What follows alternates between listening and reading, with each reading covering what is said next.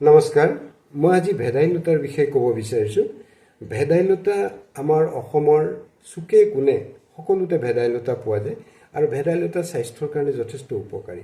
কিন্তু এতিয়া ভেদাইলতাৰ বিষয়ে কোৱাৰ আগতে মই ভেদাইলতাৰ বিষয়ে দুআষাৰ কৈ ল'ব বিচাৰিছোঁ।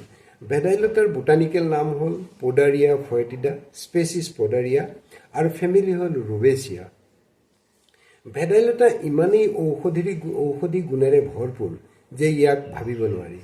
মই আগৰ মোৰ ভিডিঅ'বিলাকত কৈছোঁ যে আমাৰ যিকোনো বেমাৰৰ, যিকোনো অসুখৰ গোটেই ঔষধবিলাক আমি আচলতে আমাৰ এই বিশ্ব ব্ৰহ্মাণ্ডখনতেই আমি বিচাৰি পাওঁ।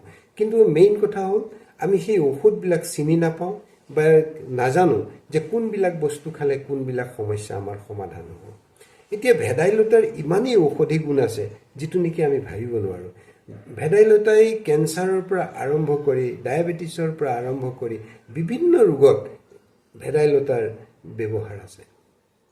আৰু এতিয়া আধুনিক যিসকল বৈজ্ঞানিকসকলে ভেদাইলতাৰ ওপৰত দৈনিক পৰীক্ষা নিৰীক্ষা চলাই আছে যে ভেদাইলতাৰ ঔষধি গুণ আৰু কি কি আছে। এতিয়া আমি জনাত ভেদাইলতা anti inflammatory, anti microbial, anti oxidant. ই এণ্টি অক্সিডেণ্ট হোৱাৰ কাৰণে আচলতে আমাৰ শৰীৰৰ কাৰণে ই অতিমাত্ৰা উপযোগী। এই ভেদাইলতাই আমাৰ শৰীৰত হোৱা বিষ, ই বাত বিষেই হওক বা কিবা বিভিন্ন ধৰণৰ বিষ হওক, যি বিষেই হওক, এই ভেদাইলতা আচলতে যথেষ্ট উপকাৰী। আমাৰ গাঁওবিলাকত আমি আগতে, মই যেতিয়া সৰু আছিলোঁ, গাঁওবিলাকত আমি দেখা পাওঁ যে মাইকী মানুহবিলাকৰ যেতিয়া কেঁচুৱা হয়, কেঁচুৱা হোৱাৰ পিছত গাঁৱৰ মানুহে ভেদাইলতা নহৰু চহৰু দি পেলাই তাৰ ৰস খুন্দি তাৰ জোল খাব দিয়ে। কাৰণ এইকাৰণে দিয়ে, এতিয়াহে গম পাইছোঁ যে ভেদাইলতা সেই সময়ত মানুহবিলাকে এইকাৰণে দিছিল যে ভেদাইলতাই আচলতে বিষ নাশক। ভেদাইলতাই আচলতে আমাৰ বিষ খায়। বিষ খোৱাৰ কাৰণে যেতিয়া মানুহ এজনীয়ে প্ৰসৱ কৰাৰ পিছত মানুহজনীৰ শৰীৰত যথেষ্ট বিষ হয় আৰু সেই বিষবিলাক নাশ হ'বৰ কাৰণে ভেদাইলতা দিয়ে। আৰু ভেদাইলতা দিয়াৰ লগে লগে মানুহজনীৰ বিষৰ লগতে মানুহজনীৰ যি গাখীৰৰ ছিক্ৰেশ্যনটো বাঢ়ি আহে লাহে লাহে। এতিয়া আমি ভেদাইলতা, আমাৰ যিসকল মানুহৰ পেটৰ সমস্যা আছে, পেটৰ সময় বাৰে বাৰে গেছ হৈ থাকে, পেটৰ বিভিন্ন সমস্যা থাকে, সেইসকল মানুহে আচলতে ভেদাইলতা প্ৰায়ে খাব লাগে। ভেদাইলতা খালে আচলতে পেটৰ সমস্যাবিলাক বহু পৰিমাণে কমি আহে।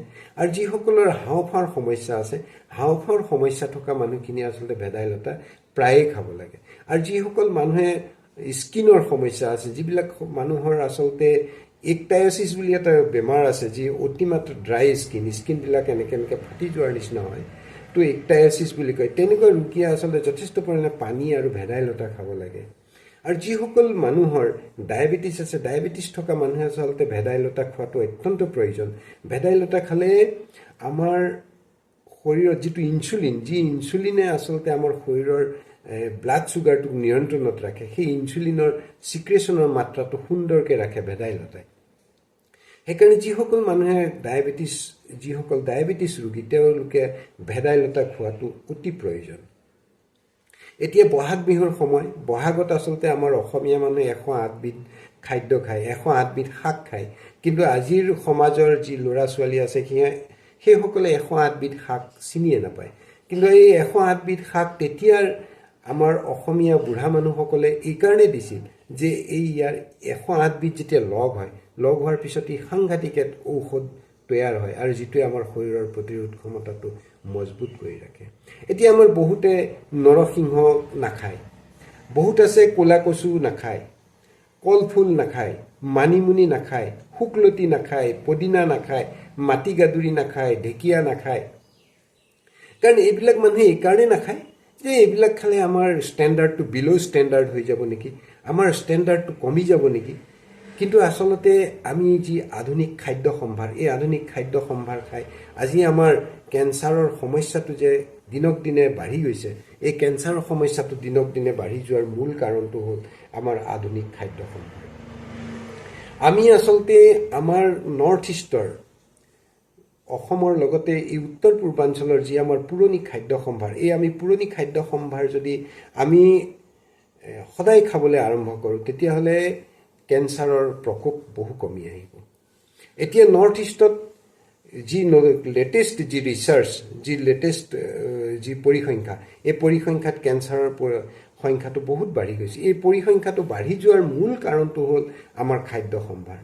আমি আচলতে বাৰী চুকতে পোৱা যিবিলাক খাদ্য, যিবিলাকত অতিমাত্ৰ ঔষধি গুণ আছে, যিবিলাকে আমাৰ কেঞ্চাৰ চেলবিলাক ধ্বংস কৰিব পাৰে, যিবিলাকে আমাৰ প্ৰতিৰোধ ক্ষমতাটো বঢ়াই দিব পাৰে, তেনেকুৱা ধৰণৰ যিবিলাক খাদ্য সম্ভাৰ, সেই খাদ্য সম্ভাৰবিলাক আজিকালি আমি নোখোৱা হ'লোঁ।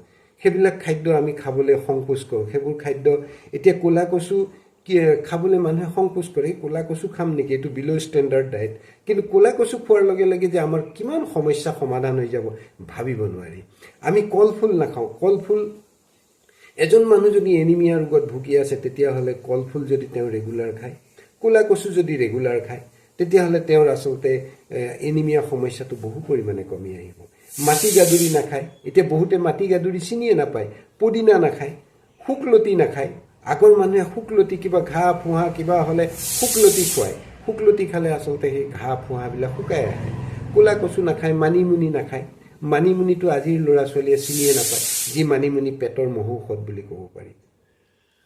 সেইকাৰণে মোৰ আপোনালোকলৈ এটা অনুৰোধ, এতিয়া বহাগৰ সময়, আমাৰ অসমীয়া মানুহে এই খাদ্যবিলাক খায়। আপোনালোকে এই খাদ্যবিলাক বজাৰৰ পৰা বিচাৰি আপোনালোকে এই বহাগ মাহটো নৰসিংহ, ক'লা কচু, কলফুল, মানিমুনি, শুকলতি, পদিনা, মাটিগাদুৰি, ঢেকীয়া, ভেদাইলতা, এইবিলাক আপোনালোকে খাবলৈ আৰম্ভ কৰক। আপোনালোকে এইবিলাক খাবলৈ আৰম্ভ কৰক, তেতিয়া দেখিব যে আপোনালোকৰ গেষ্ট্ৰিকৰ সমস্যা কমি আহিছে, আপোনালোকৰ এনিমিয়া সমস্যা কমি আহিছে, আপোনালোকৰ টোপনি ভাল হৈছে।